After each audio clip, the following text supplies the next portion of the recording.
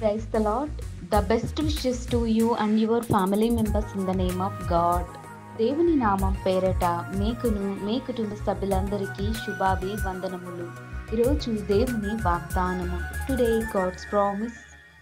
నీతో నా నిబంధన స్థిరపరచుదును. ఆదికాండము 6వ అధ్యాయం 18వ వచనం. I will establish my covenant with you.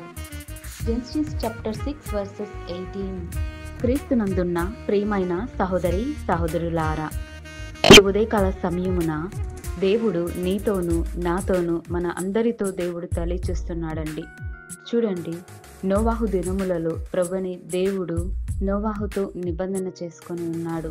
మరి మనతో కూడా దేవుడు నిబంధన చేసుకోవాలంటే నోవాహు కలిగి ఉన్నటువంటి జీవితాన్ని, ఆ యొక్క యథార్థతను, ఆ యొక్క నీతిని, ఆ యొక్క దేవుని యందు భయభక్తులు ఏ రీతిగా కలిగి ఉన్నాడో నోవాహు కుటుంబము ఏ రీతిగా అయితే దేవుని చేత రక్షించబడిందో ఈ రీతిగా మనము కూడా జీవించాలి.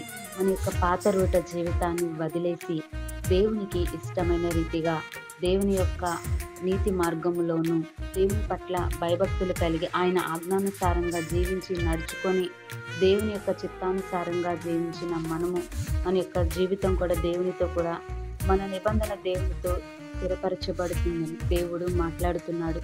చూడండి, దేవుడు ప్రతి ఒక్కరి పట్ల ఏదో ఒక ప్రణాళిక ఖచ్చితంగా కలిగి ఉంటాడు. ఎవరిని ఏ రీతిగా ఎలా వాడుకోవాలో దేవునికి తెలుసండి.